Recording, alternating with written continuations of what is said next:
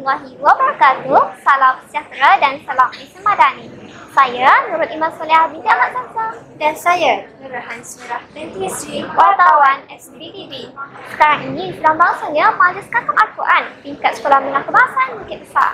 ia adalah satu majlis penuh keberkatan yang menghimpunkan guru, pelajar serta seluruh warga bebas dalam suasana yang harmoni ini.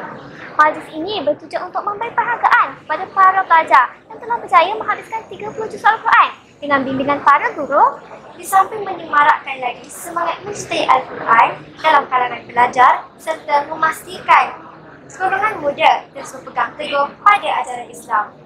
Mari sama-sama kita saksikan majlis ini berlangsung.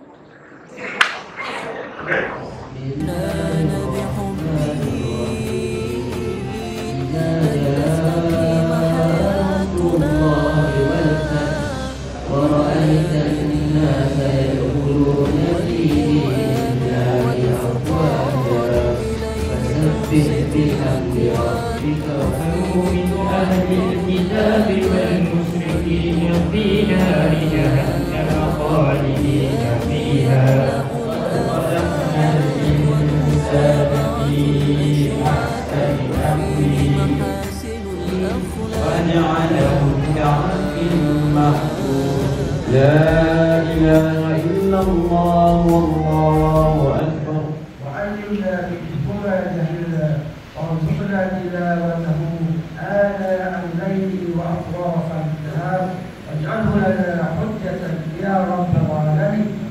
Ya Allah, elokkan hati-hati kami, hindarkanlah keaiban kami, berikan kebaikan kepada kami, hiasilah kami dengan ketakwaan, himpunkanlah bagi kami kebaikan dunia dan juga akhirat. Anugerahkan kami ketaatan kepadamu sebagaimana Engkau hidupkan kami di dunia ini.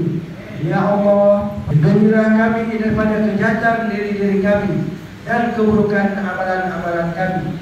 Lindungilah kami daripada azab api neraka. Mengapa kita baca Quran? Kerana baca Quran di malam-malam bulan di hari-hari puasa ni pahala sangat besar. ذكر وموعظة ونور فيه شفاء للصدور وشفيعنا يوم النشور آياته تروي المدى وصفاته نبع الهدى نرقى الجنان بحبه لن تستقيم حياتنا إلا به هو القرآن والفرقان إليه توصت الأكوان وفيه تعطر الآذان هو القرآن Al-Quran ialah cahaya hati, dibaca tenang mendamaikan jiwa. Semoga menjadi pedoman diri, hidup berkat, akhirat bahagia. Alhamdulillah, majlis kita pada hari ini telah berjalan dengan lancar dan penuh bermakna. Semoga para pelajar lebih mencintai Al-Quran dan mengamalkan isi kandungannya dalam kehidupan seharian. Selain itu, majlis khatam Al-Quran ini juga bukan hanya sekadar melambangkan tamatnya bacaan Al-Quran, tetapi lebih daripada itu, ia melambangkan kesungguhan, disiplin dan kecintaan terhadap kalam Allah. Dengan dorongan dan bimbingan seluruh warga bebas, semoga para pelajar sentiasa membaca dan mengamalkan bacaan Al-Quran sepanjang hayat. Sekian daripada saya, Nurul Iman Soleha binti Ahmad Zamzam. Dan saya, Nurul Hansmirah binti Sri, wartawan SBTV, saluran berita bestari. Be the best, be the best. ننسى الهموم بقربه